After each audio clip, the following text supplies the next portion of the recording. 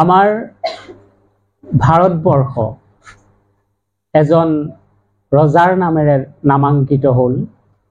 সেইজন কোন তোমালোকে নিশ্চয় জানা, ভৰত।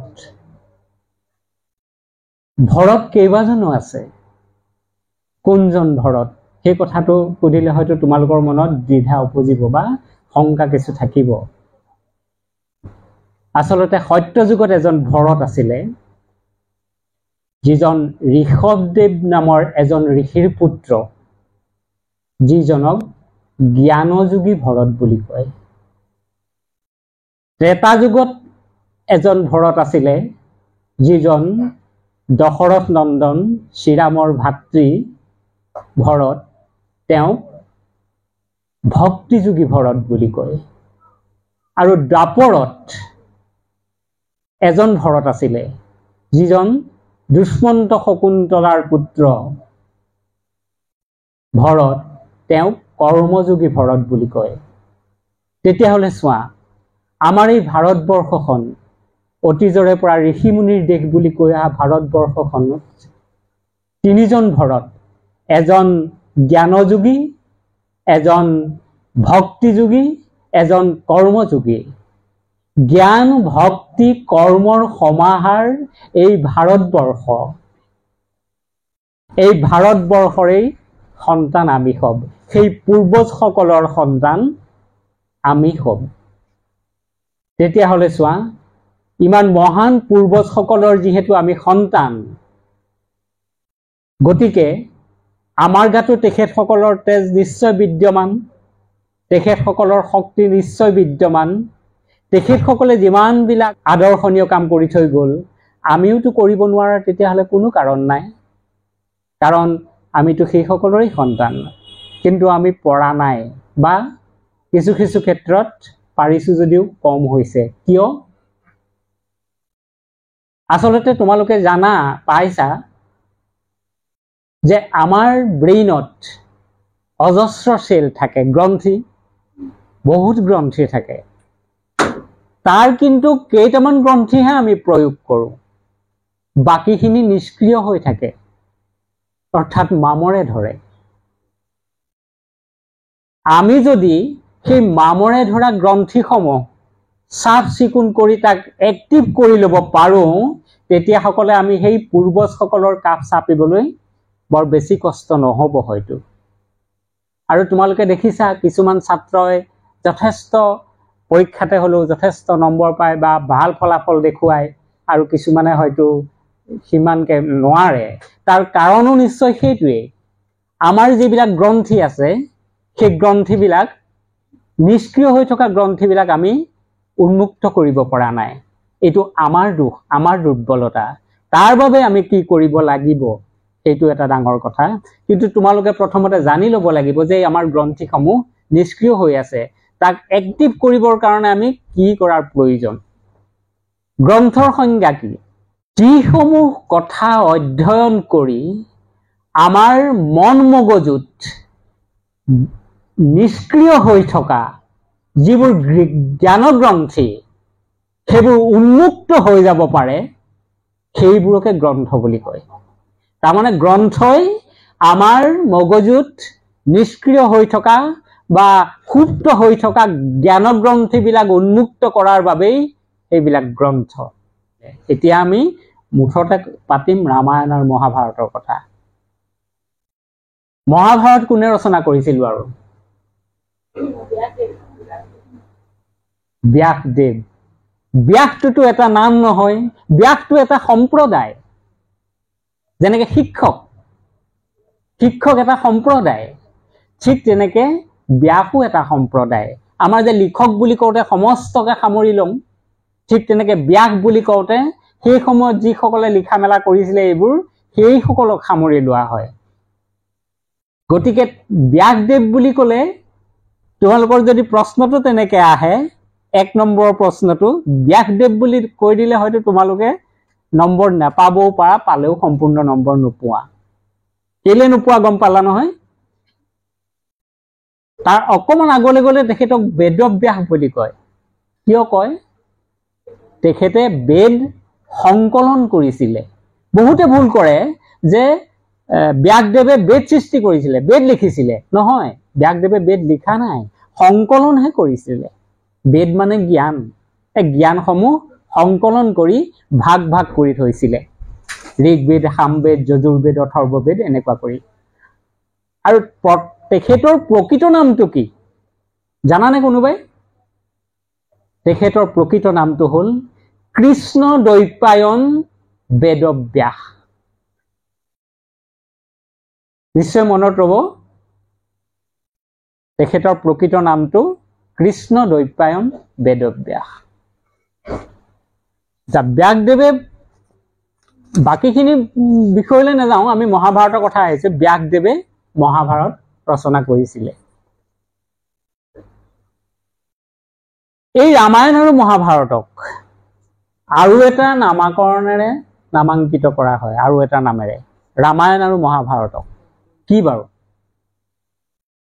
ভাৰতৰ ইতিহাস, ভাৰতবৰ্ষৰ ইতিহাস ৰামায়ণ আৰু মহাভাৰত। ইতিহাস গ্ৰন্থ বুলি কয়। কিয় কয় ইতিহাস গ্ৰন্থ? ইতিহাস আৰু পুৰাণৰ মাজত পাৰ্থক্য কি? এইবোৰ বহুত তেনেকুৱা কথা আছে। সকলো কথালৈ মই নোসোমাই তোমালোকক মাত্ৰ ইংগিত এটা এটা দি থৈ গৈছো, কাৰণ মূল বিষয়টো পিছত আছে। ইতিহাস গ্ৰন্থবোৰ হ'ল, ইতিহাস মানে ভাৰতৰ পূৰ্বজসকলৰ ইতিহাস, আমাৰ পূৰ্বপুৰুষসকলৰ ইতিহাস, ৰামায়ণ আৰু মহাভাৰত।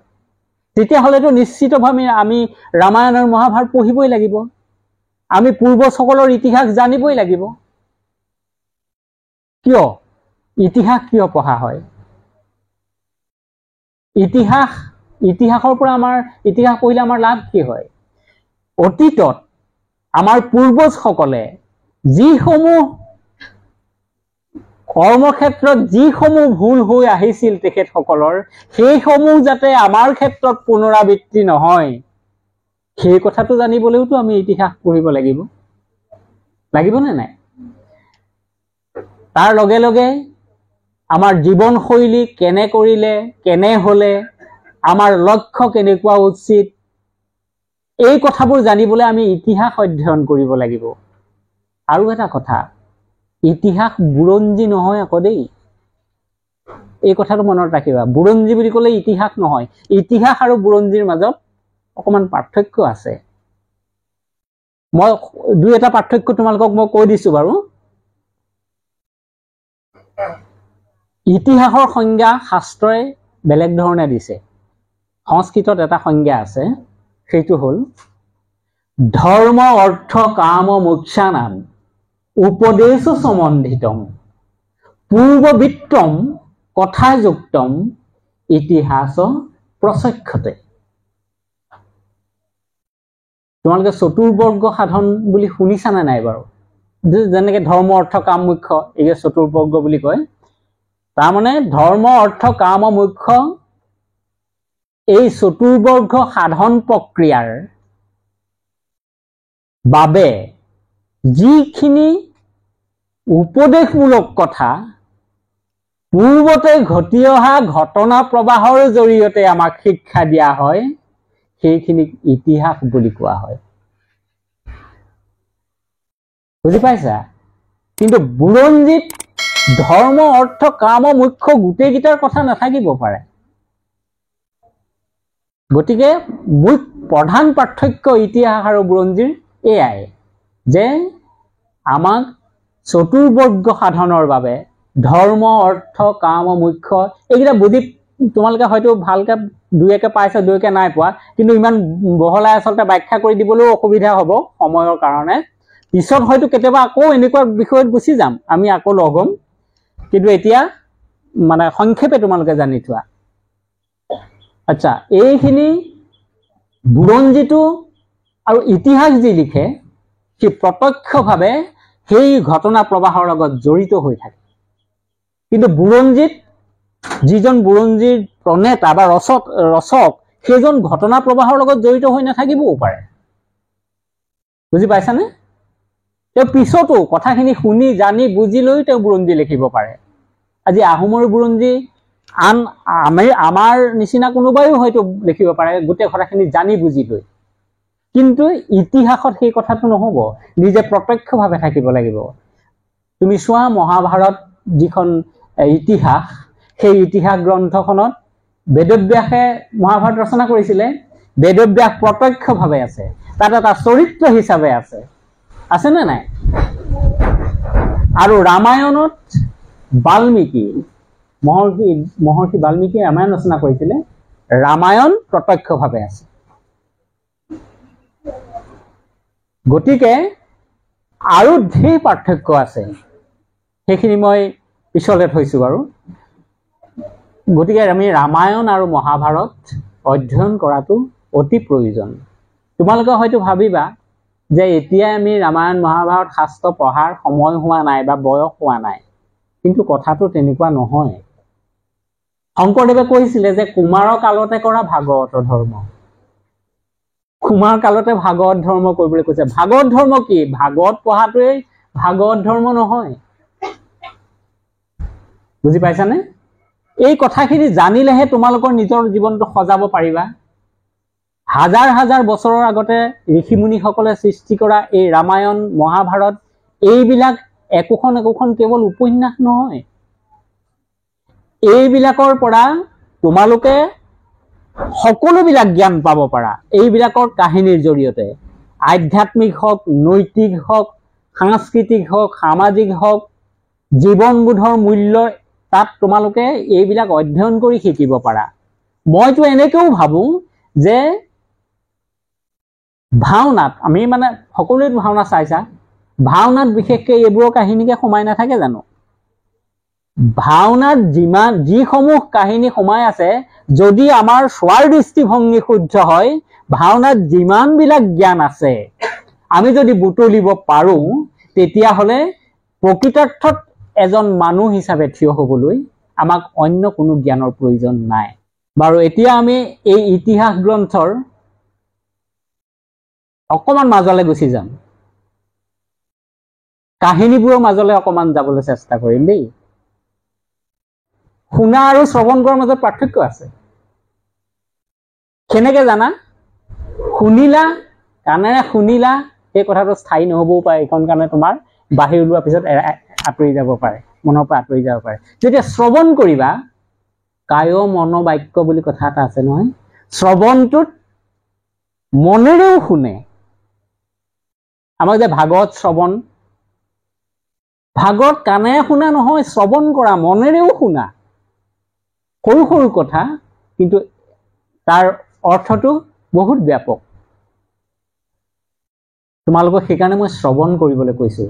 আমি সাগৰ মন্থনৰ কাহিনীটোলৈ আহোঁচোন বাৰু। তোমালোকে সকলোৱে শুনিছা যে দেৱতা আৰু দানৱৰ মাজত সাগৰ মন্থন হৈছিল। কাৰণটো আছিল অমৃত উদ্ধাৰ, অমৃত মন্থন বুলিও কয়।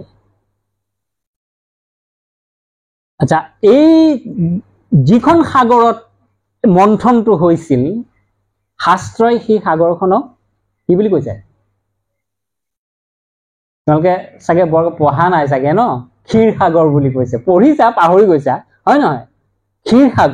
ক্ষীৰ সাগৰ মন্থন কৰিছিলে বুলি কৈছে। তাৰমানে এখন গাখীৰৰ সাগৰ মন্থন কৰিছিলে। তোমালোকে কথাটো নিজৰ মগজুলৈ লৈ আনি চোৱাচোন, বেলেগ এটা চিন্তা কৰি চোৱাচোন, কাৰণ চিন্তাবোৰৰ পৰা আমাৰ লাভ হ'ব লাগিব যে। এখন গাখীৰৰ সাগৰ থাকিব পৰাটো সম্ভৱনে? পাৰিবনে এখন গাখীৰৰ সাগৰ থকা কথাটো সম্ভৱ হ'ব? যদি সম্ভৱ নহয়, তেতিয়াহ'লে শাস্ত্ৰত কিয় লিখিলে গাখীৰৰ সাগৰ বুলি, ক্ষীৰ সাগৰ বুলি?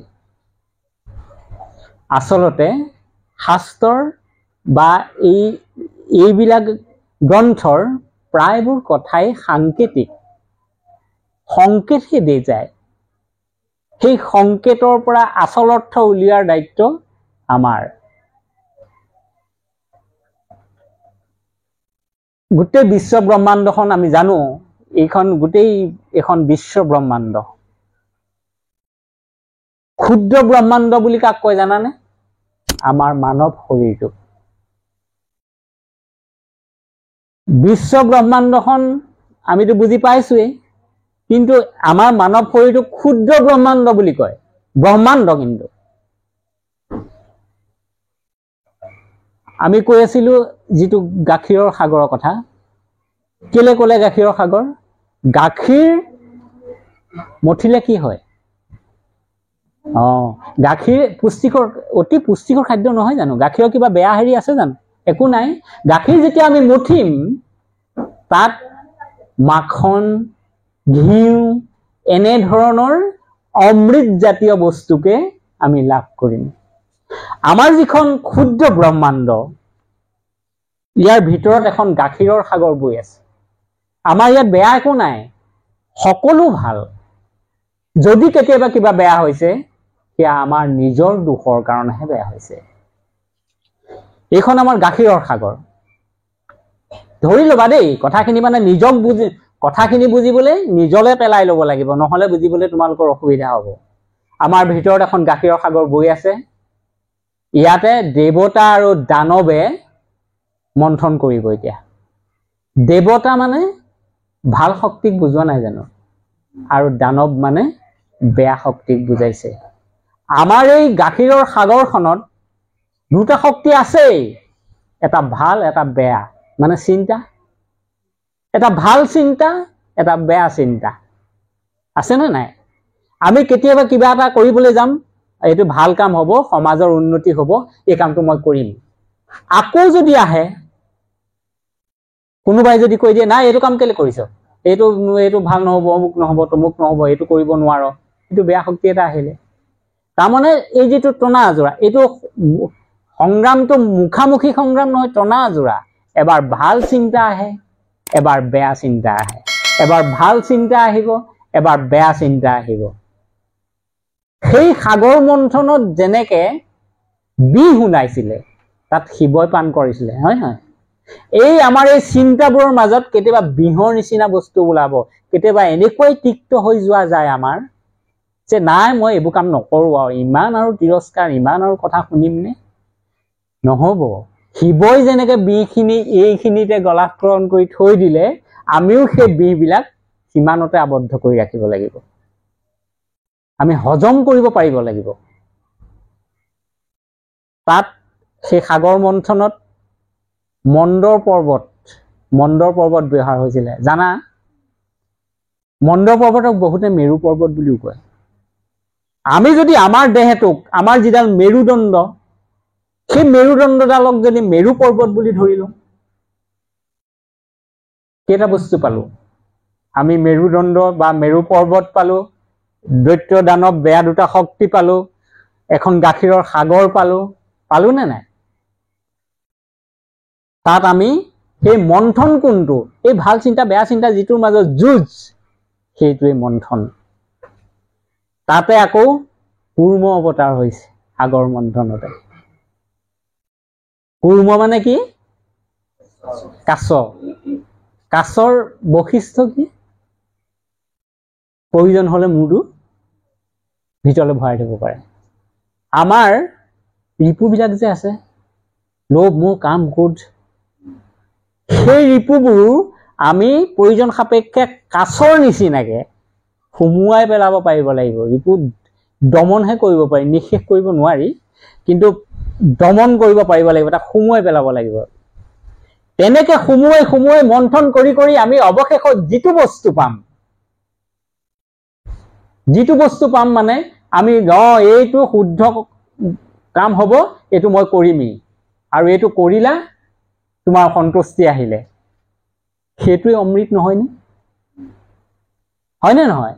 গতিকে সাগৰ মন্থনৰ কাহিনীটোৰ আমাৰ জীৱনলৈ পেলাই লৈ আমি যদি তেনেকে চাওঁ, আমি বহু কথা শিকিব পাৰিম, বা নিজক তেনেকে সজাবলৈ চেষ্টা কৰিব পাৰিম। কিবা বুজাত অসুবিধা পাইছানে তোমালোকে? নাই পোৱা? গতিকে তেনেকে চাব লাগিব।